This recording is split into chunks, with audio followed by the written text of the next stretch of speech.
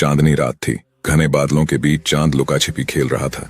किले की छत पर शांति से विश्राम कर रहे विक्रमादित्य की आंखें अचानक खुलीं। एक दर्द भरी चीख ने उस सन्नाटे को चीर दिया। एक स्त्री की करुण पुकार। राजा एक पल भी नहीं रुके, तुरंत अपने घोड़े पर सवार हो गए। कुछ ही दूरी पर उन्हें एक दृश्य दिखा। एक स्त्री डरी, थकी और भय से कांपती जंगल की पगडंडी पर बदहवास भाग रही थी और उसके पीछे एक विकराल भयानक दैत्य। स्त्री ने जैसे ही सम्राट को देखा, वह दौड़ती हुई उनके चरणों में गिर पड़ी। राजन, मेरी रक्षा कीजिए। विक्रमादित्य बोले, बहन, अब तुम राजा विक्रमादित्य की शरण में हो। जब तक यह तलवार मेरे हाथ में है, तुम्हें कोई छू भी नहीं सकता।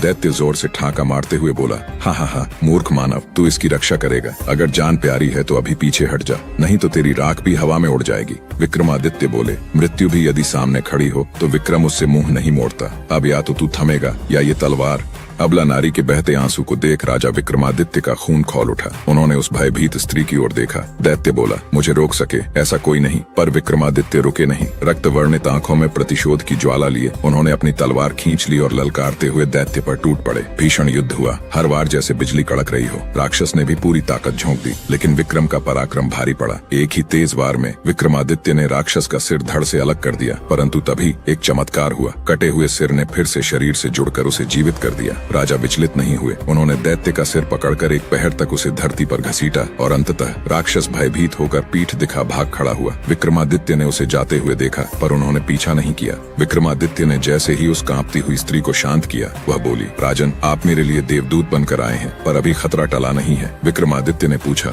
क्या मतलब? वह दानव तो भाग गया। स्त्री ने कहा, वह लौटेगा, वह हमेशा लौटता है। मैं सिंघल द्वीप के एक ब्राह्मण की पुत्री हूँ। कुछ माह पहले मैं अपनी सहेलियों संग तालाब में स्नान कर रही थी, तभी वह राक्षस मुझे देखकर मोहित हो गया। वहीं से वह मुझे उठा लाया और जबरन कहने लगा कि मैं उसकी पत्नी बनूं। उसने तुझे बंदी बनाया और अब पीछा कर रहा है। स्त्री ने कहा, हाँ राजन, और आप उसे मार भी नहीं सकते। वह अमर है। हर बार जब कोई उसका सिर काटता है, एक मोहिनी जो उसके पेट में वास करती है, उसके मुंह में अमृत डाल देती है और वह फिर से जीवित हो जाता है। इसी कारण वह अब तक अजय बना रहा है। राजा कुछ क्षण सोचते रहे, फिर बोले, अब वह नहीं बचेगा। मैं जान गया हूँ उसकी अमृता का रहस्य और अब उसका अंत निश्चित है। इतना कहकर विक्रमादित्य ने उस भयभीत स्त्री को अपने विश्वस्त सैनिकों के साथ महल भिजवा दिया। फिर वे अकेले ही उस राक्षस की खोज में गहन जंगल की ओर निकल पड़े। लेकिन वह दानव दूर नहीं गया था। वह तो पास की ही झाड़ियों में छिपकर अवसर की प्रतीक्षा कर रहा था। जैसे ही विक्रमादित्य आगे बढ़े, राक्षस ने पीछे से छलांग लगाकर उन पर आक्रमण कर दिया। लेकिन विक्रमादित्य तैयार थे। उन्होंने बिजली की गति से तलवार चलाई।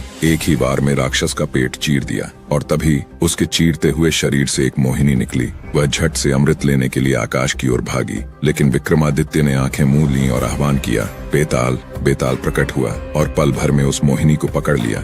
अब जब अमृत नहीं पहुंच सका, राक्षस पीड़ा से तड़पने लगा और अंततः ढेर हो गया। विक्रमादित्य की वीरता, बुद्धिमत्ता और निडरता देखकर वह मोहिनी अभिभूत हो उठी। उसने कहा, हे राजन, आपके समान कोई नहीं। मैं आपके साथ जीवन बिताना चाहती हूँ। विक्रमादित्य ने मोहिनी का प्रस्ताव स्वीकार किया और फिर दोनों साथ महल लौट आए।